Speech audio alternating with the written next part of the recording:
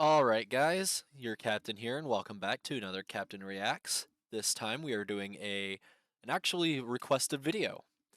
I've been requested by a few people to watch Wendigoon's uh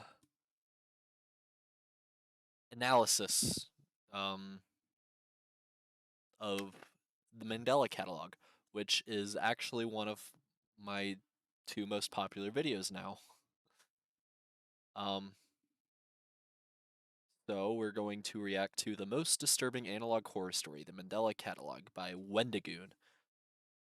I'll have him in the description below so you can go sub to him and make sure to leave a like on his video. And also before we get into this, I'm getting a lot of people watching these videos. If you are enjoying these videos, please subscribe to show that you are enjoying these videos, leave a like on these videos. Give me any kind of recommendations for more videos or any feedback in the comments below. Any of that. All of that helps and I appreciate it. Thank you. Anyway, Mandela Catalog Wendigoon's analysis. Let's hop into this. Hello everybody, today we are going to talk about what is, to me, the scariest series currently running on YouTube, and that is the Mandela Catalogue. The Mandela Catalogue comfortably finds itself in that space of analog horror that encompasses informational videos as well as personal recordings. Through a combination of creepy atmospherics and horrific visuals that have all been combined with this sort of VHS overlay, the series does a great job at not only providing scares, but as we're going to look at today, providing an insanely interesting hidden story. And I'm not trying to overhype this up. I watch a lot of ARGs and I've covered a couple on the channel. However, when it comes to what the background plot is, to me this one is the most interesting. And I'm not saying that to downplay any of the other ones, those are fantastic as well, but this one's really got something special going for it. Not only that, but if you're like me, and horror's subjective, and that's what's so interesting about it, right? Like, what could be scary to you, I may be perfectly fine with, and vice versa. However, I don't consider slasher movies horror. Weird, uncomfortable slasher movies are not horror movies. Slasher movies are slasher movies. Specifically things with flipped human features. So, for example, things like tall eyes or abnormally wide mouths. Just little inhuman details like that always get to me. And don't worry, because this series has an abundance Uncanny Valley. I have no idea what I'm going to do for the thumbnail yet, but I'm legitimately terrifying. considering just like making it a black title card that's like, I don't want to scare children on the internet, so click on the video if you want to see the scary face. Because again, you may look at it and think it's nothing, but I look at it and I have legitimately lost sleep over this series. There's a couple characters and I'll point them out when we get to them that I have like seen as I've been going to sleep. Like every time I close my eyes, I just think about him, and slept with the lights on for 4 days after watching this. So needless to say, it did its job. So I've spoken to Alex, who's the creator of the series, and not only is he a fantastic guy, but he helped. Real quick. So he is pretty much hitting the nail on the head. It really hits that uncanny valley really well, and the uncanny valley really gets me. And I have such an active imagination. I cannot be in darkness by myself in silence for long periods of time because I will immediately scare the shit out of myself. I will see things that aren't there. I will play mind tricks on myself and scare the shit out of myself. And having these uncanny valley images really, really feeds my imagination. But I love it. But I hate it. But I love it. Helped me out with some of the direction for the presentation of this. Also, his Twitter will be linked below. I encourage you to give him a follow. However, whenever I first messaged him, he was excited to talk to me because he watches the channel, which is really cool. Appreciate it, Alex. But he also, as soon as I messaged him, he's like, yeah, you want me to tell you the whole story of all the secret stuff that's happening? And I said no, because that takes all of the fun out of it. However, something that he did give me was a recommended order to watch this series that may make more sense to a new viewer. So what we're going to do is I'm going to give a straight run through of the plot points, the beats, and the individual scares that happen within each episode, because trust me, there are a lot of them, to make sure that we're all on the same page. And then I'm going to go back through and reveal a lot of the hidden secrets that most people miss on their first viewing. And then we're going to use all that information, put it together, and I'm going to show you why, in my opinion, this is the best hidden story in analog horror today. But before I get into that, let me get into this, because while it is scarier with the lights off, I need to make sure that I can keep the lights on. So insert ad to be determined later. Right. And speaking of, I will agree, the Mandela Catalogue is a really well done analog horror. I've been searching for more analog horror videos to watch, series to watch, and honestly, there just hasn't been that many. Like Gemini Home Entertainment. I mean, it's interesting, but it's. And then the Walton Files. Oh, those are pretty good though. What else was there? CRT Anomalies. That one looks like it could be interesting, but it's still in the very early stages. Was it Local 58 or something like that? That one's interesting. That one's interesting. This one is actually good. This one actually like scares you. It gets you. It's the Mandela Catalogue. He's got that nailed on. It's pretty good.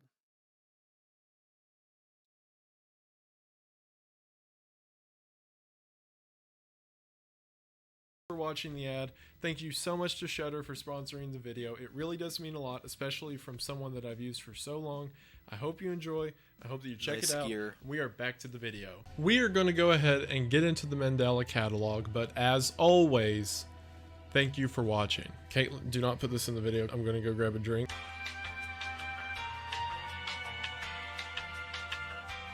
According to Alex, the most cohesive way to understand this story is to start with the second video on the channel titled Think. We open with a symbol from the United States Department of Temporal Phenomena. We can see beneath the wording that it was established in 1981, and the symbol of the department itself is that of a clock. Even the saying tempus fugit under it means time flies in Latin. Now, again, we're going to get into theories about what this means and how it all connects together in a bit, but I'm just giving you the pieces of the puzzle right now. We start the video and see that it is an informational guide how to deal with something that they call the unforeseen threat known as an alternate. Now, before we get the description of them, it says that if ever encountering an alternate, the best thing to do is to lock your doors, get a gun, run and hide. And in our description of what the creature actually is, it says that some of them can look perfectly identical to specific humans. However, that some of them, as we see that other ones, contain wildly inhuman features.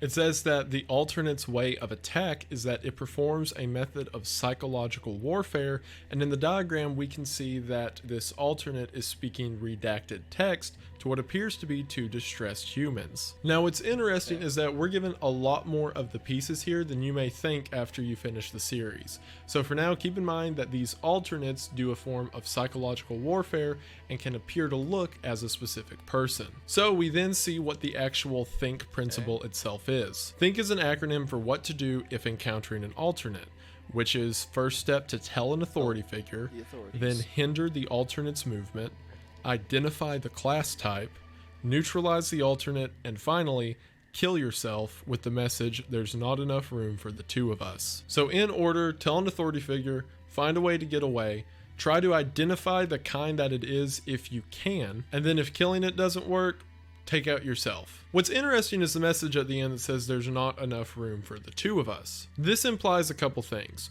For one, it's the idea that for an alternate to become an alternate, it has to take over the role of the person that it's trying to mimic. And also, it seems that one of these alternates is speaking to us right now. After that, we see a message that we need to know our place in reality. But not only that, we then move on to a message that says know your enemy. We are then shown three different classes of these creatures.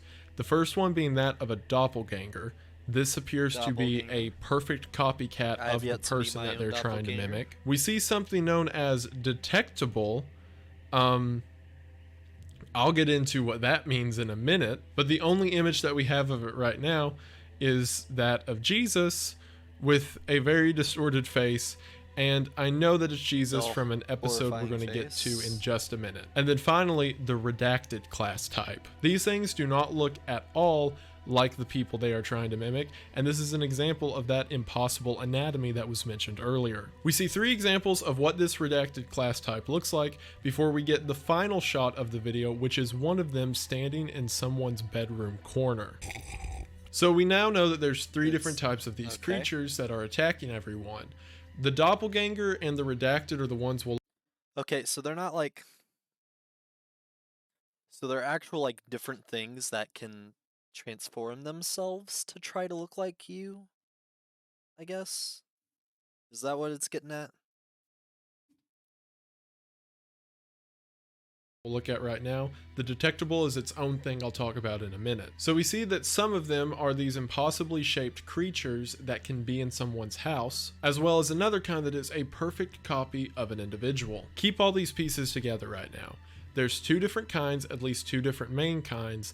They mimic and they do acts of psychological warfare. With that in mind, let's move on to the next episode. After this, we'll move on to the 3rd video on the channel, which Alex recommended to me as being the 2nd one in the watch order, and that is Mandela Catalogue Volume 1. The beginning of this is exactly like the beginning of the Think video. However, it seems like early into it, whoever is watching through the VCR player ejects the video and starts up a new one. This doesn't necessarily relate to the story of it altogether, but at least not yet it doesn't. But it seems that someone is watching all of these videos in the order that we're seeing them. So maybe whoever's watching this tape is trying to find out more information about what these alternates do. So after the section of the Think video is over, we then see a picture of 2 different guys who are initially identified as Victim 1 and Victim 2 before their names change to Mark Heathcliff and Cesar Torres. We hear a phone conversation between the 2 where Cesar says that he's taking his mom to the hospital. What happens is Cesar says that he heard his mom scream, she took a bad fall, so now he's driving her to the hospital and needs Mark to turn on the cameras in the house. Now this is weird, right?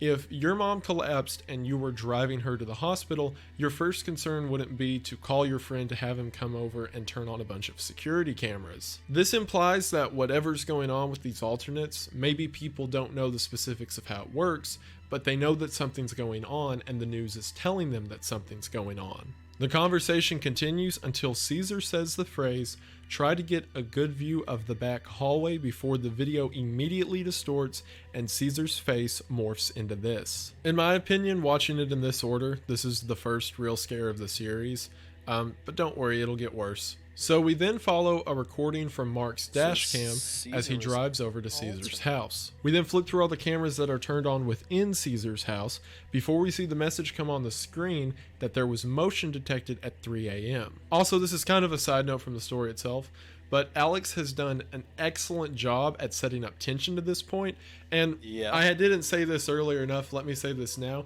If this sounds even remotely interesting to you, it's the link right after the ad in the description.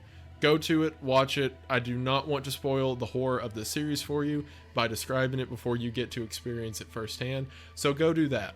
But so we've already seen it, and one sec, I gotta be right back. Alright. Alex really is great at setting up tension because as these cameras were flipping, I was on the edge of my seat. No clue what was going to happen, but just ready for anything. After that, we then see another message come across the screen at 5:30 a.m. that says there was a noise detected. We then hear a woman scream the phrase, "Who are you? Get away from me." And then we have another jump cut to the faces of Mark and Cesar as they're twisted and pulled into this, and then just 2 standalone eyes in the darkness. Now, because there's only been one woman mentioned in the series so far, that being Cesar's mother, I'm going to imagine this is her. Not only that, but Cesar's mention to Mark to turn on the cameras in the back hallway implies that that's either where he found her or where he heard the scream from. So I think what we're hearing is the last interaction that she had before she was attacked by whatever this thing is. And then at the final shot of the house, we see that the door is wide open. We then get the message, "It followed me home, Cesar," before we cut to a shot of a wooden door in someone's bedroom with this sound playing of someone trying to get in. Let me in, Mark. I have a gift for you. I have a present. I have a surprise. I will not hurt. Now, considering the sentence was, "It followed me home, Caesar," and then from evidence we'll see in a second, this is Mark who has just left Caesar's house. And now whatever followed Mark home from Caesar's house is outside of his bedroom door, trying to convince him to come out. We then get this message, again from Mark, that says, "I do not want to see what is on the other side, but it has been days and nobody has come to help me." We then hear audio of Mark hearing laughing coming from within his house before he screams and then fires a gun. We then see the phrase on the screen, "Uh-oh, bad decision, Mark," before we hear footsteps running to the camera and this face appears on screen. We then see this shot of Mark's partially censored body lying on the bed as a dial tone plays, with the text saying, "Nobody came for me." Alright, so some stuff to take away from this clip is after Mark went to Caesar's house to turn on the cameras, it seems, as he said, that something followed him home. Yeah. And then after days of it tormenting him over and over, Mark shot himself because, as he said, "No one came for me." So to raise a couple hypothetical questions that I'm going to answer in a second. For one, how on earth did Caesar survive if whatever this thing is attacked his mom, and then whenever Mark comes, it immediately follows him home? And also, why, if he attempted to call the police and was in there for days, did no one come to help him? Well, we'll get an answer to that second one right now. In the next... Well, Caesar was an alternate, and the police are not messing with them. Tape on this episode, we are now viewing the Mandela County Police training video, with the warning message that we should definitely not watch this at any case if we ourselves are not part of the police force. We also see that this is specifically for 911 call operators. A creepy voice gives us the basic rundown, where it explains to us what to do in the case of police, fire, and medical emergencies, which all of them are just called the police, fire, or medical departments. So yeah. Before we get a secret fourth option that can occur, and that is an encounter, to which it specifically says, and remember, this is for anyone who is a call operator in Mandela County, do not help a caller reporting an alternate encounter. So, for one, that explains why no one came to help Mark, because they're specifically told that they can't help them.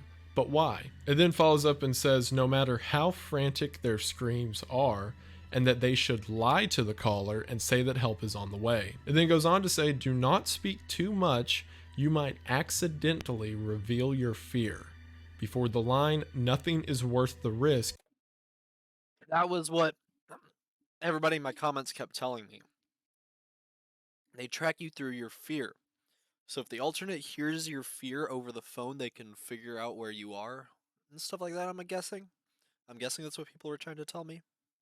Is repeated over and over. So initially you may watch this part where it says that the police shouldn't help anyone who's dealing with an alternate and think that they're in on it. However, that last sentence makes me think otherwise. The part where it says do not talk too much, you might accidentally reveal your fear. If the police were for some reason in on this, why would they be afraid to reveal their fear to this person who's about to be a victim of an alternate attack? Or alternatively, what if they don't want the alternate to know what they fear? Hence the phrase that follows afterwards, nothing is worth the risk. We then move on to the final tape within this video, which is titled Toddler Stress Assessment, where the idea is you are supposed to record your child's response to various media. It starts out normally, as most of these horrific tapes do, but then we see the message, Daddy didn't. This was one that had so much more potential to be even scarier. But I mean, it still works. Tuck me in, and there is a man in the closet. After this, we then see a book that a kid has wrote, and that kid's name is Mark, and he wrote it when he was only 4 years old. Now, it is a common rule in storytelling that if you have two characters, never name them the same thing, ever. That's just mean. Because we already have Mark Heathcliff from the tape that I talked about a minute ago, and now we have a different Mark. So it can be safely assumed that these two are the same person, and as a matter of fact, that's something I confirmed with Alex to make sure he wasn't being a jerk. So this is the same Mark who would one day have an alternate within his house and resort to suicide to get away from it. The book is titled The Scary Night, and it goes as such. Daddy didn't check under my bed last night, so I went to Mommy's room. I was scared. There was scary knocking at the door. And the scariest part is walking by the dark room by the stairs. We then see a diagram of this dark room by the stairs that Mark's referring to. Almost at Mommy's room, then I saw the man in the corner, and then I fell asleep. The end. With this being the diagram of the man in the corner. And then finally, in the second section of this video, it then says we're supposed to record our child's reaction to visual stimuli, and after some normal images of cats and balloons and white people and all that stuff, we then see an image of this dark room by the staircase that Mark was referring to, and then finally we see this, with the message next to it indicating that this is an intruder. And that's the end of Mandela Catalogue Volume 1. Alright, so that final module connects a lot of the ideas of what we've got so far. So whatever this intruder was, the man in the closet that Mark saw as a child, it behaves very differently from the mimics or the alternates that we've seen up until this point. See, according to Mark, this thing was an element of his childhood. It wasn't just a... So there are different kinds of alternates? A one-time occurrence. It was the man in the dark room. And at the end of the video, he's specifically referred to as an intruder. This is very similar to the alternates that we saw at the end of the first video, the Think video that was standing in the corner. Once again, a man in a corner. However, the behavior was totally different. And that's something I'll address in a bit. Now, while I may be jumping the gun a little bit, and this may get more into the theory side I'm going to talk about at the end, I want to mention this right now while it's fresh on your mind. The thing I mentioned earlier, the other hypothetical question of how wasn't Cesar killed by whatever this thing is? Well, if you'll remember how doppelgangers work, they are a perfect copy of the person that they want to mimic. And at the beginning of the video, we see Mark and Cesar both labeled as victims. However, we don't see anything happen to Cesar within this video.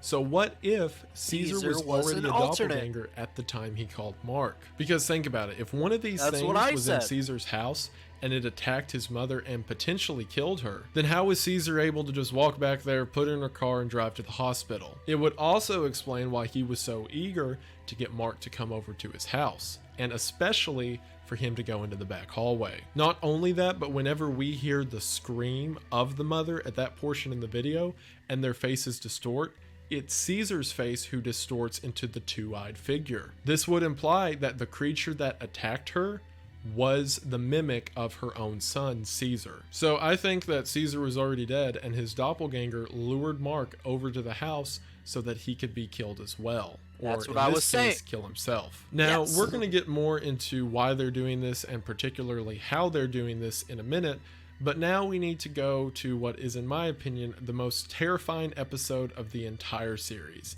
And it's the first episode on the channel, Overthrown. Also, we're going to get sacrilegious here. If you have a problem with that, I'm sorry. Overthrown is the first video on the channel and the third in the recommended watch order. I'm not religious, it opens up so with it what doesn't bother appears me. to be a children's television special of the biblical Christmas story. It starts out normally with Gabriel telling the shepherds that Jesus has been born in the city in Bethlehem before the screen distorts, and then nothing is normal or okay after this. We hear a broken voice describing the cities and Bethlehem in which Jesus was born before it talks about the moment in which the angel came to Mary to tell her that he was going to be the mother of Christ. However, this time it says that the angel's name is redacted. Now, it's easier if I talk you through this as we go through this episode, because it'll make more sense at the end of it. So it seems that what's happened is Gabriel, who we saw in the first scene, whenever that screen was distorted, they were replaced, and now we have this new angel who, again, the name is redacted. Whenever the angel comes down to Mary, we get this horrific glitch that comes up on screen. I also want to mention that I thought you all were hyping Mandela Catalogue up a little bit too much, and remember, this is the first episode on the channel. So, I'm like, all right, what is this? Another ARG? I've seen 8 million of these. I'm tough. So I turn it on at night by myself, and it's that. And I saw the face and heard the glitch noise and all that. Same.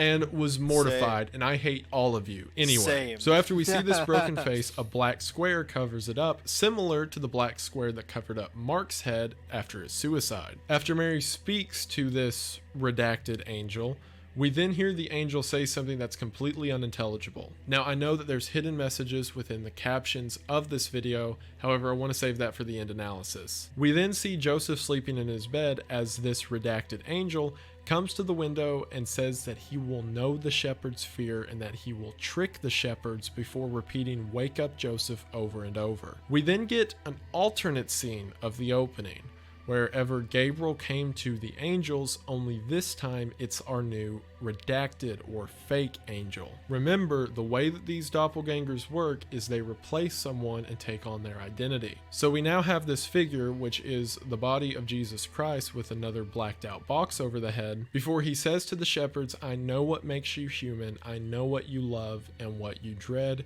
before his face glitches and this happens. Oh.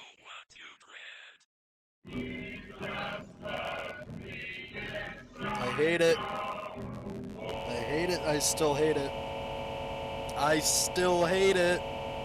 Now, it may just be the fact that I'm a Christian and have been raised in church all my life and stuff like that, and the fact that little uncanny stuff gets me, but the combination between the distorted music and the face and everything put together absolutely destroyed me for a while. Yeah. Like I said, that whenever I've been going to sleep, I keep seeing this face over and over. It's this face. And what's funny is a couple of you are probably looking at like, that's the stupidest thing I've ever seen. And you know what? I'm glad that you're tough, and I'm glad you're that cool, and I'm glad that you're going to be able to sleep tonight, because I won't. Look, We then see I a get text you. in red It is across the horrifying. sky that says, "Can't you see I deceive them, such weak minds?" Before the text color shifts to white, and we see this message: "I am bound to chains on my ankles that grow heavier with every step. The infinite amount of sand will be my tomb, and my foolishness will be my legacy. If there is a God, please help me." Now, there's certainly a lot to break down there, and I could do that now, or I could make you wait for the end of it, and I think I'm going to make you wait for the end of it. The reason being, and I promise, it's going to make a lot more sense when I talk about all of this at once. So for now, let's move on to the next one, Intruder Alert. Intruder Alert is the fourth video and the fourth one in this watch order. It opens up with the charming message with this guy's face that says, "I am inside your home."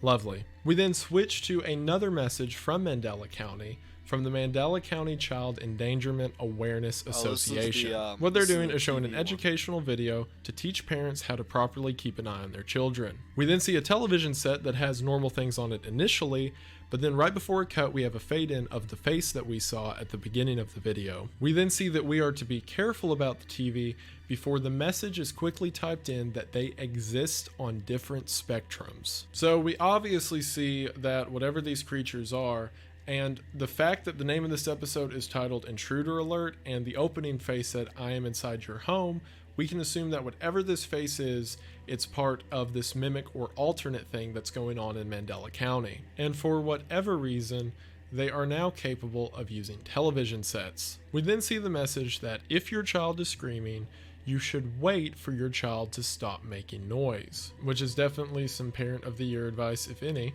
Before it shows a diagram of a mother walking into the room to see her child, that the cradle is empty, and then that face again on the TV. We then get the slow diagram as it shows the woman hanging herself with the message, "Distraught at the sight of her missing infant." So it seems that what happened, this face or this alternate came through the TV, by some means took the child, and as the message said, distraught at the sight of her missing infant, the woman hung herself.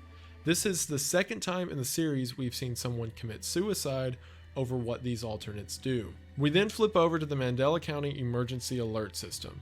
That says across 4 counties there has been 3,426 missing children. I don't even know how this is just a Mandela County problem anymore. Like, if that many kids went missing, wouldn't like the military or Batman or someone get involved? We get the important details about the TV immediately after, as the message then says to keep kids away from the TV and anything that can produce frightening imagery. We then cut over to what is a Mandela County police investigation of a suicide. It says after they heard the child crying and a crack, they could not find their child, to which the mother then committed suicide. We can only assume that this is the diagram we saw a moment ago. The investigator goes, takes this one image of the house, and has an incredibly dreadful feeling before leaving. One of the officers decided to go inside and set up a camera outside of the room in which the suicide occurred. For some reason, none of the police want to go within the room itself. This is the order of images that we see from the camera that the officer set up. Initially, it's nothing, for the entire room is shadowed, followed by a shadow with eyes eerily similar to that of Cesar's in the previous video. We see a face which is identical to the face we have seen in the television up until this point, before we get this horrific shot of a redacted black square on the staircase with the message, "Victim's corpse is seen being tampered with by invisible source." My favorite part about this, and this made me crack up watching it initially, for all of the pictures, it has in the bottom right the current threat level, like threat level none, threat level minimal, whatever. And for here, whenever it says that an invisible force is messing with the corpse, it says threat level evident. Like, yeah, you don't say. We then get a message from the police saying that the suspect is completely unidentifiable. However, the police have ruled out the chance of this being an alternate. Now, this is interesting for a couple reasons. For one, alternate's the only thing that we've really known about up until this point, but also the fact that the police are aware enough about them that they can do things like rule them out in this supernatural case. Remember how in the first video we watched it was explained that there are 3 different types of these creatures? Again, excluding the Jesus that we saw in the last one because I want to talk about it as little as possible, but specifically that of the doppelganger and the redacted kind. Well, remember that whole detail that they partake in forms of psychological warfare, and the message that we get in this video where it says that they exist on different spectrums? Well, here's the initial setup to my theory for how this works, and I'll qualify it with more stuff we're going to see in a minute. I believe that the doppelgangers or alternates are a separate creature from the redacted type, which we now see called an intruder.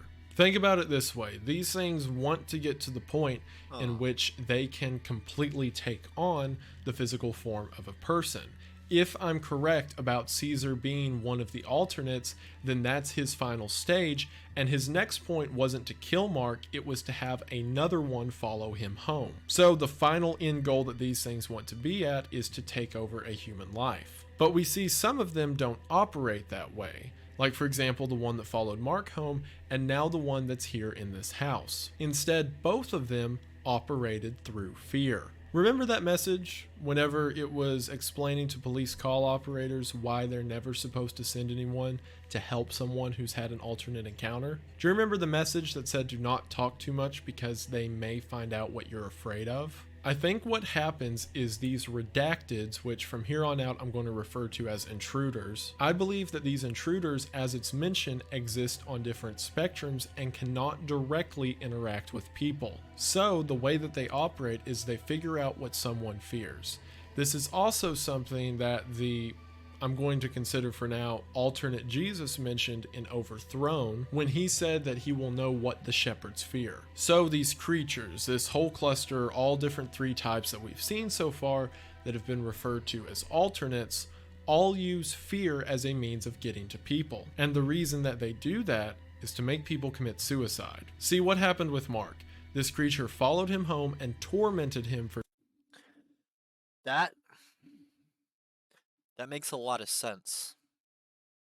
If they can't physically interact with people, but they want to take over people's life,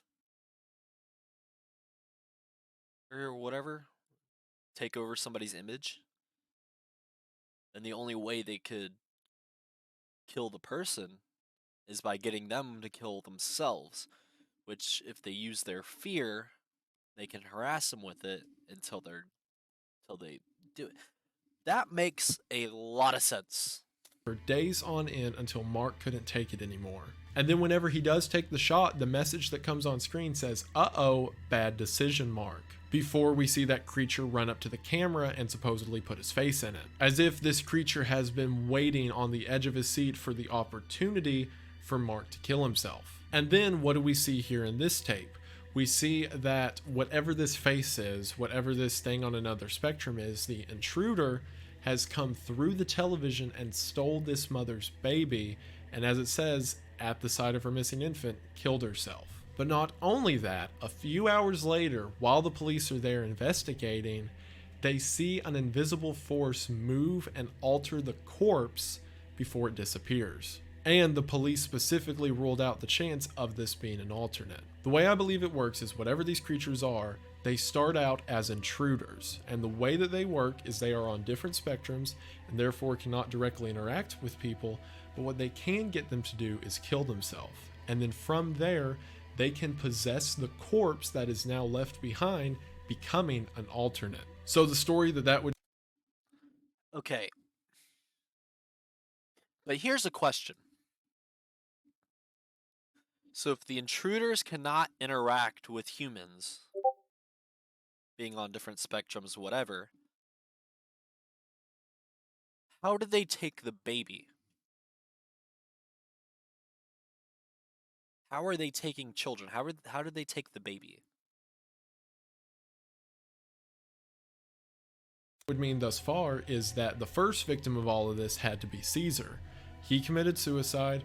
One of the intruders took over his body and became an alternate, to which now he's in his physical form and could do something like just murder his mother, or Caesar's mother. So now this alternate's goal isn't to just murder Mark, but to have him be a vessel for another intruder, to which the intruder carries out that whole thing and we can imagine takes over Mark's body. That would also explain why the police were able to rule out an alternate, because this isn't an alternate's MO. So while the police seem to be privy on this, between things like they know what alternates are and they know to not let the alternate at the end of a phone of someone having an encounter figure out what the call operator fears, but they're not perfect because they're not exactly sure how the intruders work yet. To drive my point home, let's get on to the final video of the series up until this moment, Metaphysical Awareness Disorder. You see in this educational video that metaphysical awareness disorder, also referred to as MAD, has had a 95% increase in recent cases. In the demonstration of how it works,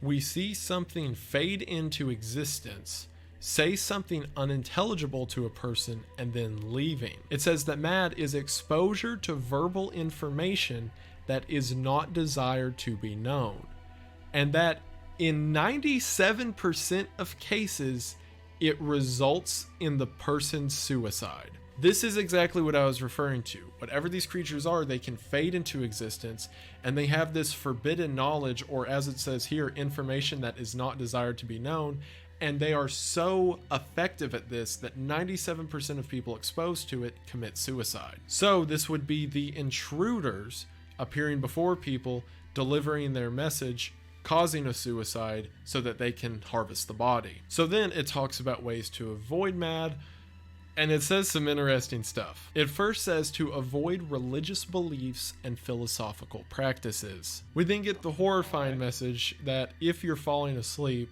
and you think its eyes are in your face, do not open your eyes, it's watching. Which is the horrifying idea that if one of these intruders are in your house and you're falling asleep, it could be right in front of your face staring at you. So don't open your eyes. This, in combination with the Jesus face I showed earlier, has been horrific to my well-being. And Alex, I hate you and love you so much at the same time. Now, before I get into a final analysis with this, I need to mention just one more little thing that also backs up my point. If you go over to playlist on the Mandela Catalogue channel, you'll see something called original copies. Now, from my understanding, this is quite literally the first Mandela Catalogue Volume 1 video, just in its original edits before it came out with the final version. However, there are a couple details that back up what I'm saying. Whenever dealing with the section about Mark going to Caesar's house, there is a mention of the line, "We're in your house." Now, why this matters is because, remember in my theory, it's not just one alternate doing this, it is an intruder becoming an alternate and then making Mark come over in order to provide a host for another intruder to do the same thing. So we're in your house implying more than one backs that up. Also, the final scene of Mark's suicide is slightly altered, and we get a message at the end, I have a gift for you, and now I'm free. Again, if these intruders are confined to other planes of existence until they have a body to take over, Mark's suicide was a means of this creature becoming free. All right, so we've gone through it. Pat yourself on the back. You were very brave, and I'm proud of you. Oh my god, why? And while at this point I'm pretty confident in my theory that this is how alternates behave and the way that they act, we still don't know what they are. At least not yet, you don't. If you'll remember, in the Overthrone video, there was a couple of hidden messages that I didn't get to yet, but let's get to them now. There are 2 hidden messages in Overthrone. The first, as mentioned earlier, is whenever the redacted or false angel speaks to Mary, if you have your captions turned on, you can see there is a message there in binary. If you translate that binary, which thank you to Kiko, who's currently the top comment on that video for doing the translation, which if you translate that binary, you get the message, I am the one true savior. I must reverse the delusion.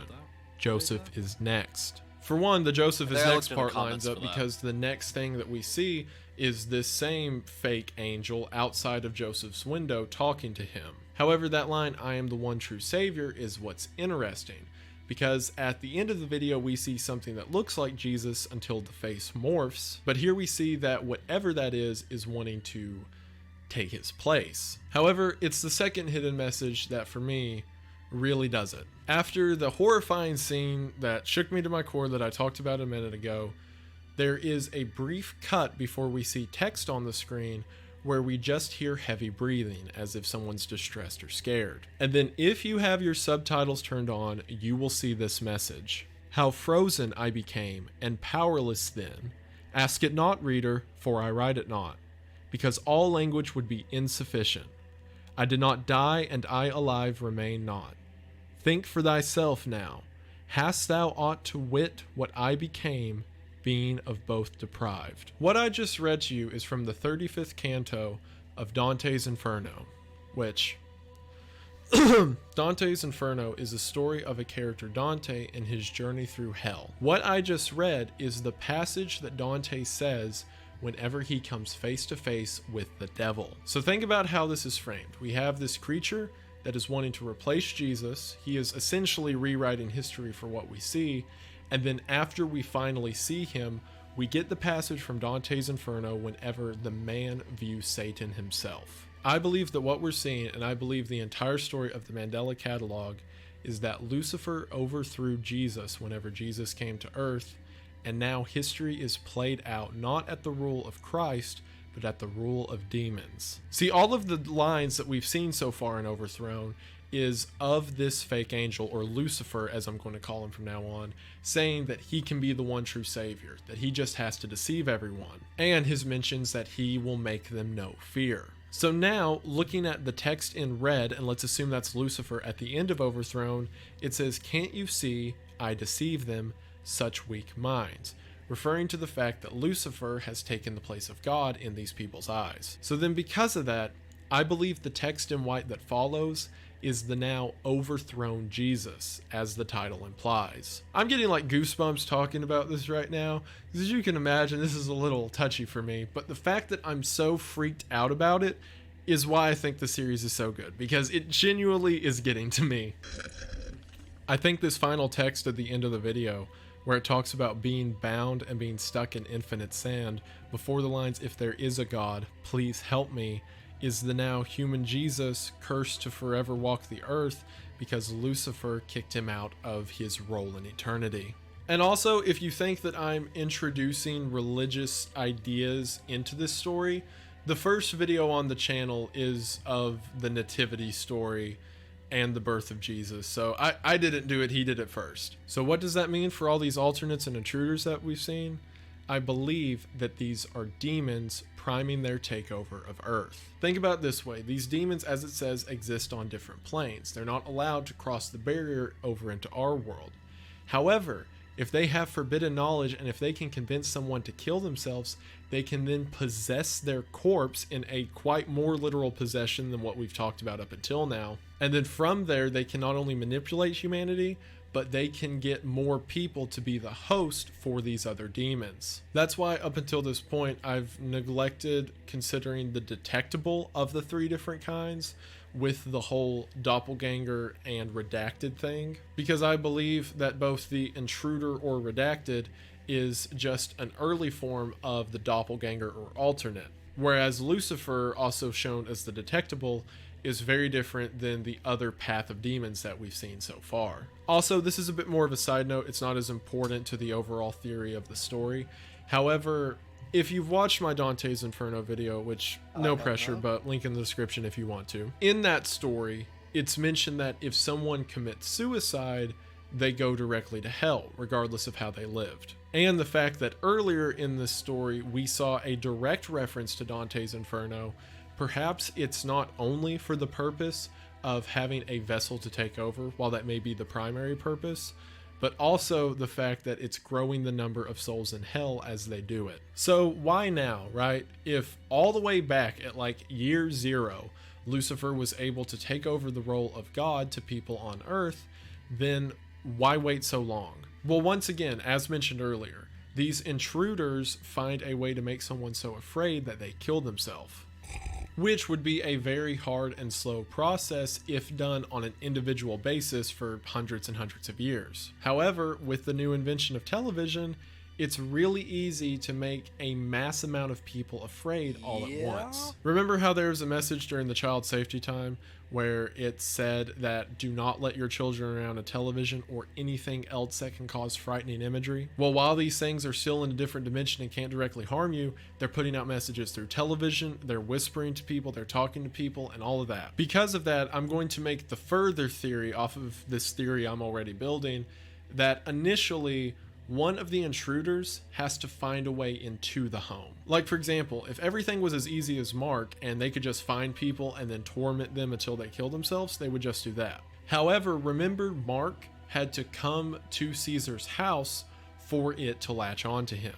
So what most likely happens is they torment people through whispers and through televisions and everything else. And then whenever someone kills himself, as we saw with the woman in the childcare story, they can then come in and inhabit that body and also open up a gateway for more intruders to come into our world. Or at least come into our world to the point that they can do something like follow Mark back to his house. So if someone makes a gateway for an alternate to be formed, that alternate can make a gateway for intruders. Also, remember that concept at the end of the Mad video, where it said that in order to not develop mad, one of the things you should do is stay away from religion? Well, that's because religion is entirely different than as we understand it today, because 2,000 years ago, Satan became the root of the religious movement, or at least the Christianity movement. And also, remember how in Mad it said one of the ways to avoid developing mad was to avoid religion itself? Well, that's because 2,000 years ago, instead of Jesus becoming the root version of Christianity, it was instead Lucifer. So everything since then has been tainted. That's also the second mention of religion directly within this series. So again, you can't say I brought devil stuff into this, it was already there. So as a short TLDR of the entire thing, Lucifer overthrew Jesus some time ago and has now slowly been building up an army of demons on Earth. The demons use fear to subtly manipulate people, and through modern electricity and things like analog horror itself, have a means of making people afraid on a mass scale. I just realized this is like true definitive analog horror, because even the creatures within the story are using the analog format in order to make people horrified. But through modern electricity are causing fear on a mass scale and doing things like abducting a lot of children at once in order to make that fear go further. And then finally, whenever someone kills themselves and that intruder is allowed to become an alternate by possessing that body, that alternate then opens the gateway for more intruders to inhabit our world. And if you come into contact with an intruder, you're stuck, and it's going to torment you forever until it gets what it wants. This is what we saw happen with Mark. This is why police do not respond to phone calls of intruder encounters, and this is why 97% of people who develop MAD commit suicide. It seems as if the police are the only ones who really know what's going on in this world.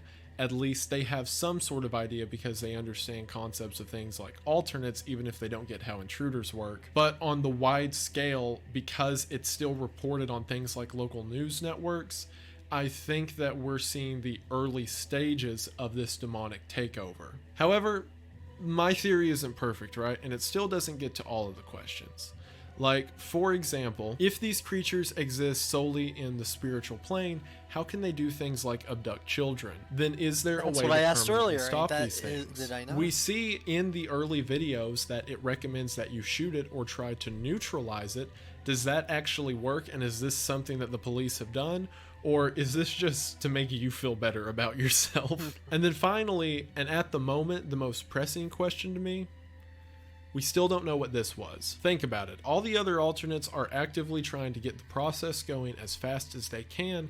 However, when Mark was just a kid, this thing was just in his closet and in the dark room by the stairs. It just kind of lived there. This is entirely different from any of the behavior that we've seen out of the intruders or the alternates. As a matter of fact, I was racking my brain so hard trying to figure out what this was that I messaged Alex and said, am I going crazy? Is this just like a lazy intruder or what? And he says that's something particularly horrifying that's going to be revealed in the next few episodes. So whatever this creature is that just kind of existed around Mark, and then remember that decades later Mark will eventually lose his life to one of these intruders and most likely become an alternate, or at least his body will become an alternate and he will not be present for that. And there's a lot of questions that we've yet to see, but I guarantee you are on the way. To be completely honest with you, this is one of the most excited I've been for a YouTube series in a long time. I talked to Alex, and without spoiling everything for me, which I appreciate, he told me that he has had this entire thing planned out from the beginning, which means he has a clear vision for where it's going to go and what's going to be introduced, and right now he's still building the puzzle. So all of my theories, while I stand by them, and that's going to be the mindset that I have watching the show as it continues, that doesn't mean that it can't be changed, or it doesn't mean that I can't be wrong, but I definitely think we haven't seen all of it yet, and that there's going to be more pieces that are either going to make this more complicated or add entirely new layers to it. And I talked to Alex, and he's working hard to get new episodes out as fast as possible. As a matter of fact, while I was sitting down to record this, he posted a teaser for the next episode on his Patreon, and I'm so scared already. And I may have not captured it as well in this video, but it's not only a cool story in my opinion, but it is an excellent example of analog horror, and like I said, one of the best. So I cannot stress this enough to you. I've got the Mandela Catalogue YouTube channel, Patreon, and Alex's Twitter, all links below right beneath the ad. And if you want to support him on Patreon or Twitter, that would be awesome. But I'm telling you, you've got to sub to that YouTube channel, because I want stuff like this to get attention, because when it comes to art, especially in something like the horror community, where in my opinion a lot of it's been kind of dragged out and bland for a while, giving good art attention makes competitive art more competitive. Or in other words, if things that are good do really well, then there will be more encouragement from not just other YouTubers, but from people who do things like make horror movies. There will be more competition to be scarier and to be better. And yes, I definitely think that as of at this moment, if I was to go to Hollywood execs and they were to say, well, what's YouTube got that's so great with horror, I would slide them the Mandela Catalogue, because for me, this really is the nail biter that I feel like he was going for, and I think he knocked it out of the park. So I've praised him enough. Check him out. You need to go to the channel, watch it for yourself. It is worth your time. And if you've made it this far into the video, I'm glad that you thought I was also worth your time, and I greatly appreciate it, and thank you for watching. I love analog horror. I love like ARGs. Also, if you're still here, you get these little Easter eggs. Alex also mentioned that he is planning to add ARG elements into the series as it continues, and this is also the interesting part. He didn't tell me this, but I get the idea that if we've seen one season of it, he was describing kind of the roadmap for how big it'll be and adding ARG elements. We've got at least another 2 seasons, I feel, probably more. But like, his creativity is fantastic. Where he's taking this series is fantastic. I'm so excited. Yeah. And one of the reasons I wanted to do, and this is also just another cool side note, he was very thankful, which you don't need to be, but he was very kind to me, saying that he was glad I was going to make this video on the channel whenever I told him, because he was introduced to Gemini Home Entertainment from my video, and he said that that was like his inspiration to, or part of his inspiration to keep going and get it on with the Mandela catalog, which is really cool to me. Also, I'm going to throw this in as a hidden Easter egg. If you've watched this long in the video, this is a fun fact. So the face of the one that we don't know yet, the one at the end that I was like, we don't know what this is, the thing that was in Mark's closet when he was 4, I had asked him where he got all the faces from, because I was looking up the original faces, trying to see if there's some correlation, and the other faces, the face that was on the TV and the face that runs up to the camera after Mark commits suicide, both of those are police sketches, which is terrifying in their own right. But there was the one of the guy in the hoodie, and I believe that one's also a police sketch, but he says he got it from my Conspiracy Iceberg series, because he watches the conspiracy videos, and it was for the despair code. Hit the table. It was for the despair code, I believe. That was the image that was used, because that's just what people on 4chan associate the despair code with. And he saw that and then put it in. I was like, that is so cool. It's so wild to me that this creepy face that I hope is going to be a part of a huge, like, you know, online horror series, he pulled the face from one of my videos. That's so cool. That makes my heart so happy. And that was just so neat for me to talk about. And that I get the privilege to talk about it to you all. And thank you all for letting me do that. Thank you to Alex for this amazing series. I'm stoked that it's out there, and I want to see it do better, and I want to see more people watching it, because he deserves the praise. So again, links in the description. Thank you all for watching at this point. I mentioned this on Twitter, but if you ordered one of the t-shirts, I'm sorry that they've been delayed up until this point. The way it works is they're through Printify. So he definitely did really good at covering that. When I watched it, I just kind of watched it. I didn't quite piece things together that well. But yeah, that makes a lot of sense. So Lucifer took over Jesus, took his role as savior, rewrote history, whatever, and is now bringing forth intruders to get people to commit suicide so they can possess them and become alternates and take over the world with his demons. Wow. That's actually kind of cool. I'm glad I'm not the only one that got absolutely, yeah, he's not alone with the alternate Jesus scaring the crap out of me. That was really good. That was really good. Thank you guys for recommending this to me. That was really good. Be sure to go subscribe to his channel and like it if you have liked this video. If you haven't before, it'll be in the description below. But yeah, I cannot wait to see more Mandela Catalogue.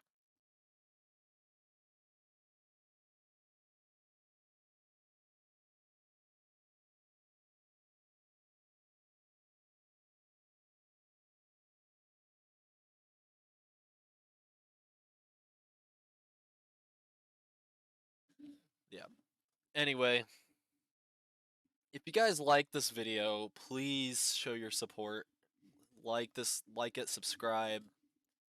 You know, let me know how I'm doing in the comments below.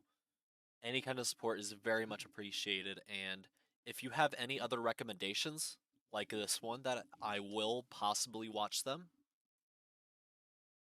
Let me know down in the comments below other videos you think I should watch. And I think I'm ending that one here. With that, see you later, crew.